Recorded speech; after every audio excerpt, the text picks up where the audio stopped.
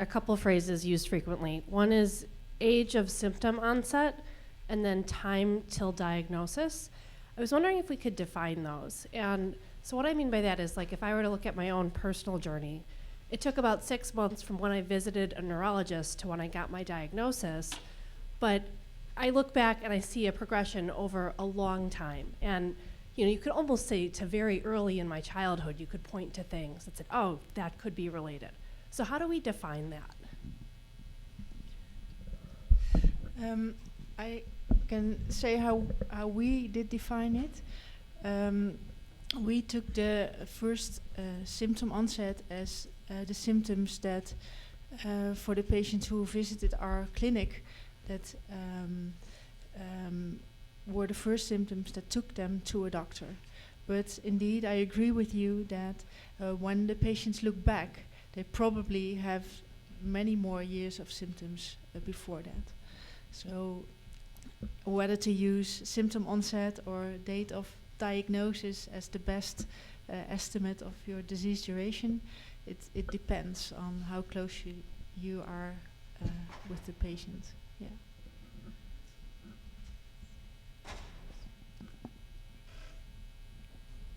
Any more questions? So, Arnold? The earlier we diagnose, and this is now potentially possible with newborn screening, then all of us will have infantile onset Pompe disease. And all these registries, they lose their value because you cannot distinguish an infantile onset from a late onset. And the late onset, the word late, what is late? Before the year 2005, late was adulthood. And nowadays, late is 6 months old. It's a big mess. I have a question to ask some of the experts here. So, I shared with you the various gene mutations that have been identified of variants, but there's lack of understanding of the significance of a lot of them. And I know that many labs are doing RNA-seq and other ways of actually doing functional analysis. So I was wondering what is being done perhaps in Erasmus or other places, and what do you think should be the standard of care moving forward with these novel variants? I think that there's very little novel. But if you take a skin biopsy and you don't find any alpha-glucosidase activity, you know for sure that somewhere in the gene there are 2 variants. And whether you find them or not, it doesn't matter. You have Pompe disease. If you have activity, you don't have Pompe disease. It's simple like that. But if you start using methods that don't give a very definitive answer, you may cause problems. I see someone waving. Pim, you disagree, of course, because we never agree. No, we agree on this point, Arnold. Just an addition, that I totally agree that it is very important to do more functional analysis of mutants, because you are talking about a biochemical diagnosis, but I think the question refers to the DNA information. So is the mutation pathogenic or not? For that, of course, at Erasmus we have assays that can analyze missense mutations. So they introduce the mutation in the gene and test it in a different system. So then you can measure the enzyme activity. That's one. And we also have a generic splicing assay. So if you have a mutation that affects splicing, so what we have seen, the removal of the junk in the transcript RNA, we'll also explain it tomorrow again. There's an assay that can detect that, and that's a generic assay that we apply at this moment at a research basis, but it should be, I think, at a diagnostic level. Then there's other work that we didn't publish yet, where you showed more than 100 cases with a single mutation, And assuming that they are really deficient, it means that the second allele has not been identified. These could be splicing mutations that are missed by diagnostics, so this could be detected by the assay, but we also know that not all those mutations are splicing or expression, and we dived into the difficult cases and we solved them, because sometimes they are really complex, without going into detail, but we have additional analysis like SNP arrays and other assays to find them.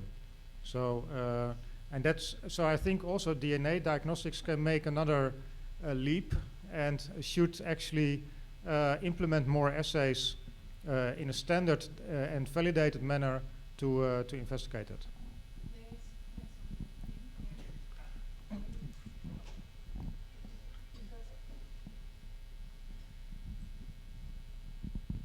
I think you added a very important point, but it starts with what Arnold says, that if you have in the functional assay no deficiency of alpha-glucosidase activity, then you don't have Pompe's disease. So I don't want to mix up that now all patients will have, of all individuals will only have one mutations, then we are jumping into the carrier discussion again. So if you only have one mutation and you have a normal alpha-glucosidase activity above the patient range, then you don't have Pompe's disease. So there it starts with, and if you have a low activity, deficiency of alpha-glucosidase activity, then it's good to also look with more advanced techniques to see whether you can find the second mutation.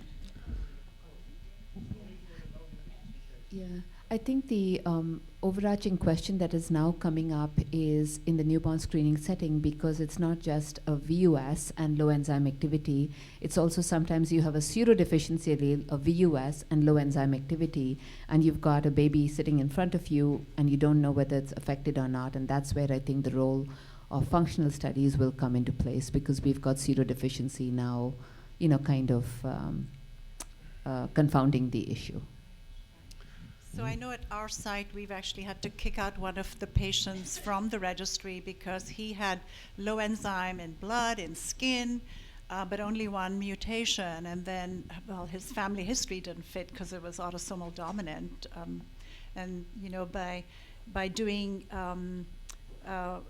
NGS studies, he was identified with the accurate diagnosis. I'm sure there are other examples of people falsely and he was on enzyme and didn't improve. So I would like to ask, is this on? Yeah. I would like to ask a question from the patient perspective. So my feeling is that the registries, it's to both speakers, that the registries are kind of a black hole of data, of information. So a patient the patient's information is going into the registry, but the patients get nothing comes out, at least not in terms of feedback to the patients. So do you have ideas or plans how to improve this feedback to the patients? For instance, how the individual patient is doing compared to the group level? I think you want us both to answer. Yep. I think you raise a true point.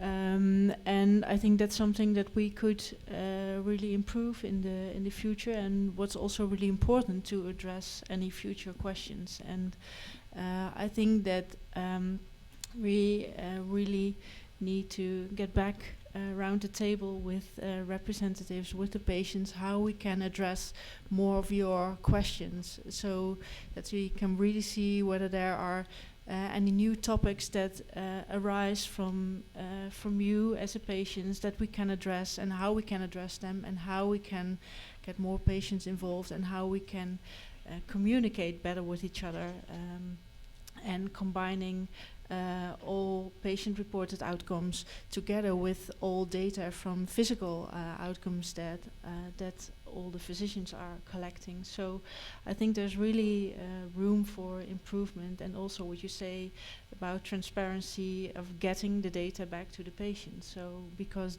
they are the ones who know best their disease. So I think that's really an important issue.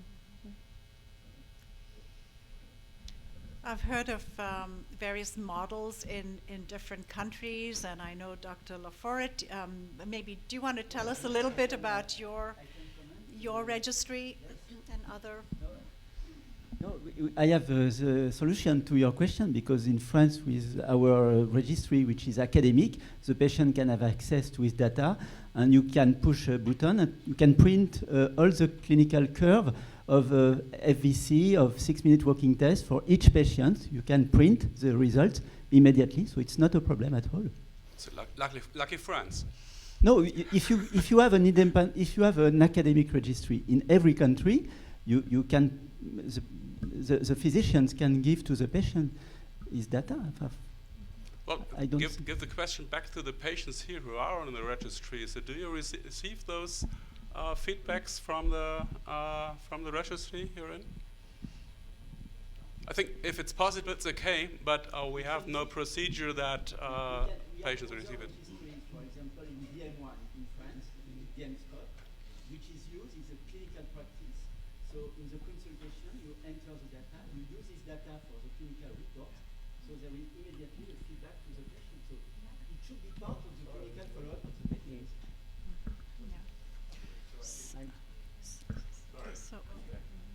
So can I switch it on? I can speak to the Genzyme Registry perspective. I've reached out to try to get some data, very, very basic data, even just how many people are enrolled in it. They were categorically told that I cannot have that data. So it's very clear to me that the data that is in the Genzyme Registry is not our data, and we do not have any ability to receive feedback out of that data. That data repository. So just a comment. If I get you right, Pascal, then it's the French registry and not the Genzyme registry from which you can make these patient reports. So what I hear now is that there are all kind of different registries, and probably there's also a German registry and there's also a Dutch registry. And I think it's a very valid question of the patients to know how they are doing within the group.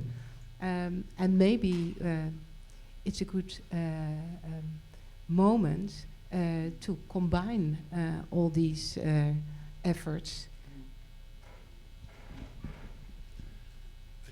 Do you want to comment on this? So, talking about feedback to the patients, so in clinic, we give feedback to the patients, how they're doing. Some of those variables are not something that you can download from the registry. You have to input it into your database and create graphs. So we do give patients their own data back at each visit. But the question is, how are they doing in the context of all patients? Well, I'm not sure. Maybe Priya, you have some thoughts on that. Yeah.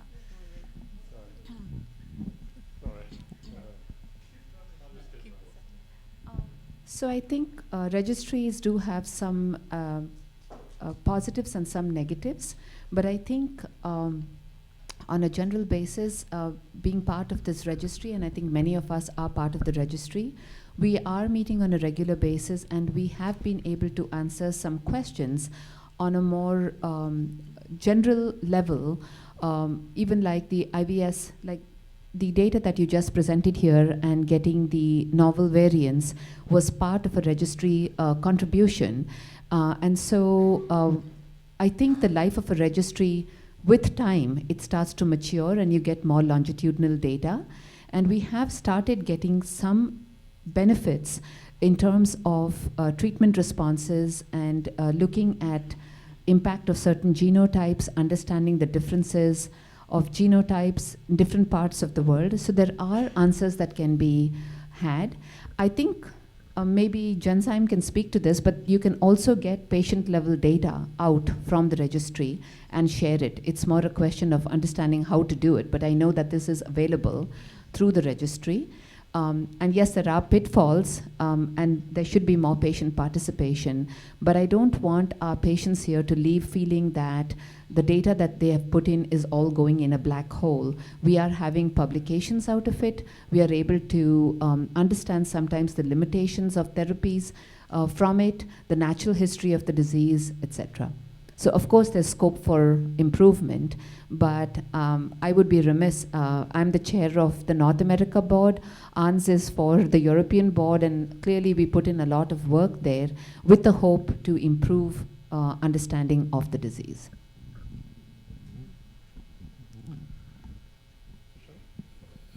Is this a new question or comment on that? This is a comment on what we're Okay. talking about.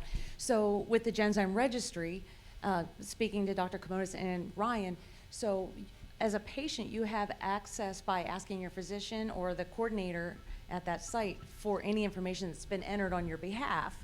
You're just not going to see other patient data. And that's something we provide to all of our patients once a year, just so that they feel like that information is not going into a black hole. Because that's exactly how patients feel. They feel like that information is going nowhere, or who's seeing it, you know, but we want them to know that we are entering that data on their behalf and it is going somewhere, and they can certainly share it with whoever they want to from the patient summary.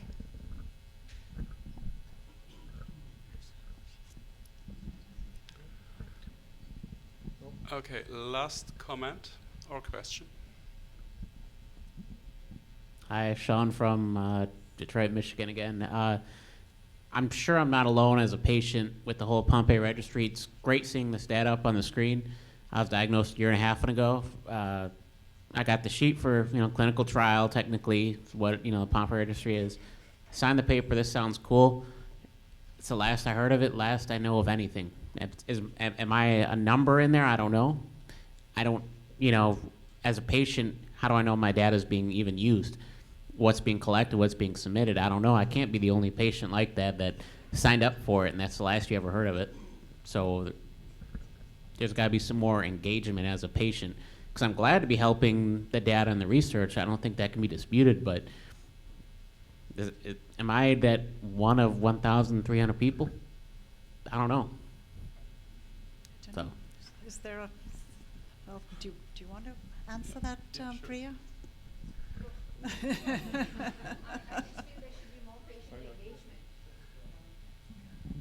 I think patients should be more proactive and self-advocates and ask. And very often you may find it in your clinic note without realizing that this has been pulled from the registry to give you the longitudinal data. But I think you all should feel empowered to ask the questions. If you're signing to any particular study, you should feel free to ask. And I think, as was rightly pointed out, data can be pulled at an individual level for a patient if data has been entered in the registry for that patient. And I really think Sanofi should answer this. I'm just speaking as we've tried to use this.